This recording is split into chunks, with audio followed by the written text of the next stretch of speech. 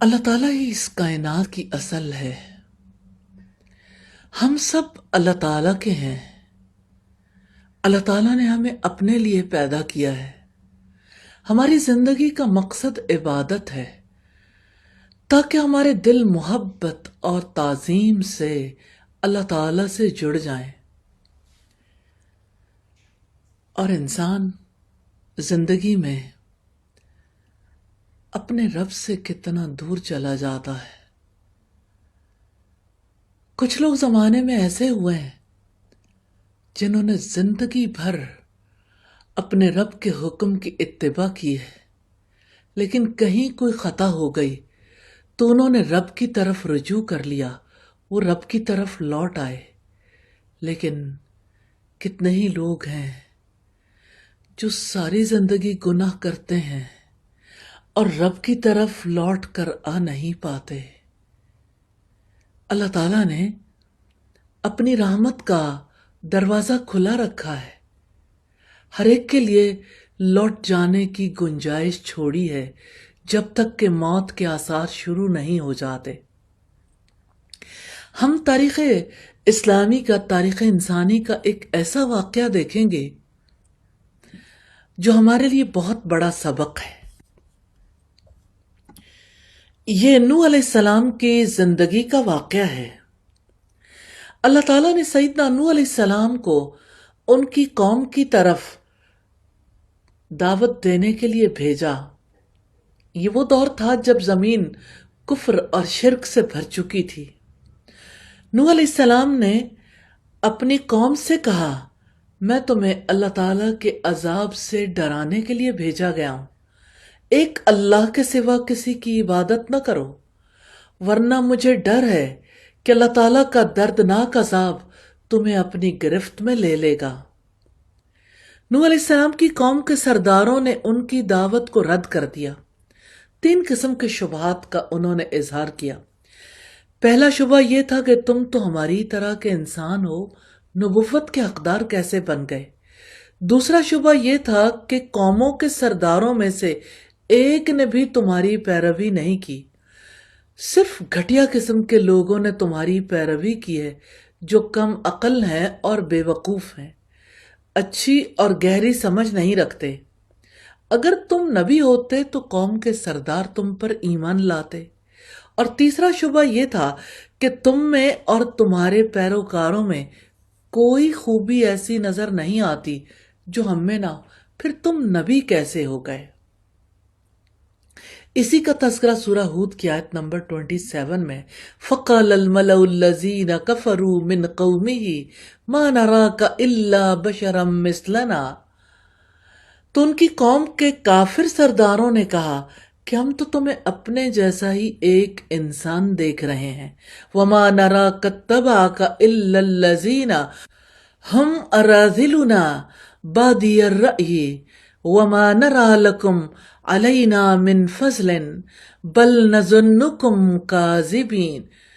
تو ان کی قوم کے کافر سرداروں نے کہا، ہم تو تمہیں اپنے جیسا ہی ایک انسان دیکھ رہے ہیں، اور ہم دیکھ رہے ہیں کہ تمہاری پیروی ہم میں سے صرف گھٹیا لوگوں نے کی ہے جو ہلکی سمجھ بوجھ والے ہیں، اور ہم اپنے اوپر تمہارے لیے کوئی برتری نہیں پاتے، بلکہ ہم تو تمہیں جھوٹا ہی سمجھتے ہیں۔ حافظ ابن کثیر نے ان شبہات کا جائزہ لیا ہے اور یہ کہا ہے کہ یہ باتیں قوم نوح کی جہالت اور کم عقلی کی دلیل تھیں، اس لیے کہ حق تو حق ہی ہوتا ہے، اس کی اتباع ایلیٹ کلاس کے لوگ، شرفائے قوم کریں یا غریب لوگ کریں، اور تاریخ بتاتی ہے کہ حق کو ماننے والے ہمیشہ زیادہ تر کمزور لوگ ہی رہے ہیں۔ ہرقل شاہ روم نے ابو سفیان سے جب نبی کریم صلی اللہ علیہ وسلم کی صفات کے بارے میں سوالات کیے تو اس کا ایک سوال یہ تھا کہ اس کے ماننے والے سرداران قوم ہیں یا کمزور لوگ؟ ابو سفیان نے کہا کمزور لوگ، تو ہرقل نے کہا کہ ہمیشہ انبیاء کی پیروی کرنے والے ایسے ہی لوگ ہوا کرتے ہیں، اور یہ جو انہوں نے کہا کہ تمہارے ماننے والے زیادہ گہری فکر والے نہیں ہیں، تو یہ کوئی قابل توجہ بات نہیں ہے، اس لیے کہ اگر حق واضح ہو اور دل کا آئینہ روشن ہو تو آدمی ایک لمحے کے لیے بھی شک و شبے میں نہیں پڑتا، فوراً حق کو قبول کر لیتا۔ نبی صلی اللہ علیہ وسلم نے جب اپنی رسالت کا اعلان کیا تو سیدنا ابو بکر نے بغیر کسی توقف کے آپ کی آواز پر لبیک کہا، اسلام میں داخل ہو گئے۔ تو یوں ہمیں پتہ چلتا ہے کہ قوم نے جو اعتراضات کیے تھے وہ اعتراضات ویلڈ نہیں تھے، درست نہیں تھے۔ نوح علیہ السلام نے جب اپنی قوم کی کافرانہ باتیں سنی تو کہا، اے میری قوم کے لوگو، اللہ تعالیٰ نے تو مجھے اپنے نبی ہونے کی دلیل عطا کی ہے، اور میں اگر تمہارے جیسا انسان ہوں تو یہ اس بات سے نہیں روکتا کہ وہ مجھے مقام نبوت سے نہ نوازے، اور اگر میرے ماننے والے مالی اعتبار سے کمزور ہیں تو یہ بھی نبوت سے مانے نہیں ہیں، اس لیے کہ انسان ہونے میں، عقل و فہم میں وہ تمہاری طرح ہیں، اور یہ نبوت تو اللہ کی رحمت اور اس کا فضل ہے جو اس نے مجھے دیا ہے۔ اگر تمہاری بصیرت ختم ہو گئی ہے اور تم حق کو نہیں دیکھ پا رہے تو میں تمہیں اسے قبول کرنے پر مجبور تو نہیں کر سکتا، میرا کام تو صرف دعوت دینا ہے۔ نوح علیہ السلام نے ان سے یہ بھی کہا کہ میں دعوت و تبلیغ کے کام پر تم سے کوئی معاوضہ طلب نہیں کرتا کہ آپ اس بات پر شبہ کرو کہ میں دنیا طلب کرنے کے لیے ایسا کر رہا ہوں۔ خیر، جب قوم نوح کے پاس کوئی دلیل نہ رہی، عاجز آ گئے تو کہنے لگے، ہم ان مباحثوں سے تنگ آ گئے، اگر سچے ہو تو جس عذاب کا وعدہ کرتے ہو اسے لا کر دکھا دو۔ نوح علیہ السلام نے جواب دیا، یہ میرے اختیار میں نہیں ہے، جب اللہ تعالیٰ چاہے گا عذاب آئے گا، اور اس وقت تم اسے عاجز نہیں کر سکو گے۔ اللہ تعالیٰ نے نوح علیہ السلام کو خبر دی، اب تک جو ایمان لا چکے، اب کوئی ایمان نہیں لائے گا، تو وہ ان کے ایمان لانے سے نا امید ہو گئے اور ان کے حق میں بد دعا کر دی کہ اللہ اب کسی کافر کو زمین پر نہ رہنے دے۔ پھر جب عذاب کا آنا یقینی ہو گیا، اللہ تعالیٰ نے نوح علیہ السلام کو کشتی بنانے کا حکم دیا۔ پہلی بار کشتی بنانے کی تعلیم اللہ تعالیٰ نے دی، اور اس لیے تاکہ ان کے ماننے والے طوفان سے بچ سکیں، اور کافروں کی نجات کے لیے نوح علیہ السلام کو شفاعت کرنے سے روک دیا، اس لیے کہ اللہ کا فیصلہ ان کے بارے میں لاگو ہو چکا تھا کہ انہیں طوفان کی نظر ہونا ہے۔ نوح علیہ السلام کو کشتی بناتے دیکھ کر کافر کہنے لگے، نبی تھے اب بڑھئی ہونے لگے، یعنی اب کارپینٹر بھی بن گئے ہو، وہاں سے اور مذاق اڑانے لگے۔ تو نوح علیہ السلام نے کہا، آج تم میرا مذاق اڑا رہے ہو، اڑا لو، کل طوفان میں تمہارے ڈوبنے کا نظارہ ہم سب مسلمان کریں گے۔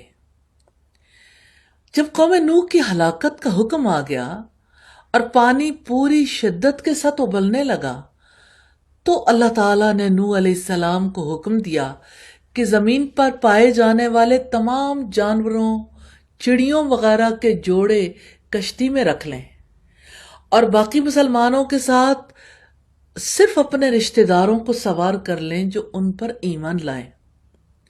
نوح علیہ السلام نے جب طوفان امڑتے دیکھا تو اپنے مسلمان ساتھیوں سے کہا، کشتی میں سوار ہو جاؤ، یہ اللہ کے نام سے چلے گی اور اسی کے نام سے، اسی کی مرضی کے مطابق رکے گی، بے شک میرا رب مغفرت طلب کرنے والا اور رحم والا ہے، وہ ہمیں ضرور اس طوفان سے نجات دے گا۔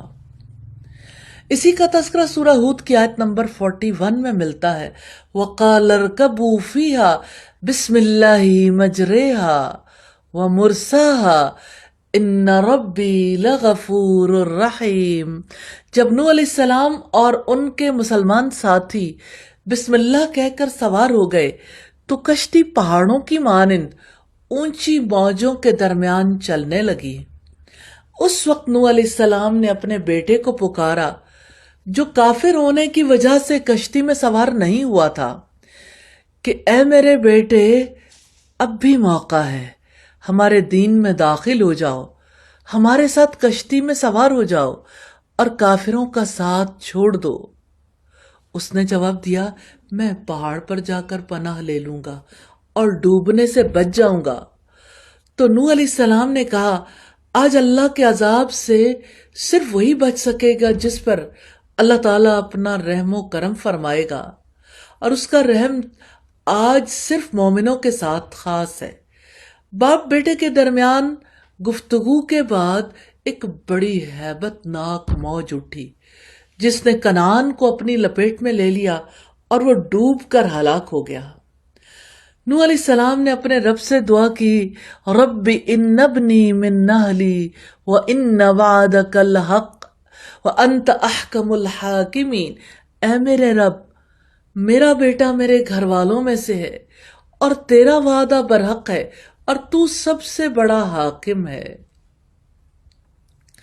اللہ تعالیٰ نے نوح علیہ السلام کو اپنا حتمی فیصلہ بتا دیا کہ نوح وہ ایمان نہیں لائے گا، اس لیے کہ وہ آپ کے گھر والوں میں سے نہیں ہے، اور آپ کے گھر والے تو اللہ تعالیٰ کے احکامات کے پابند ہیں اور آپ کا بیٹا صالح نہیں ہے، اس لیے وہ طوفان سے نہیں بچے گا۔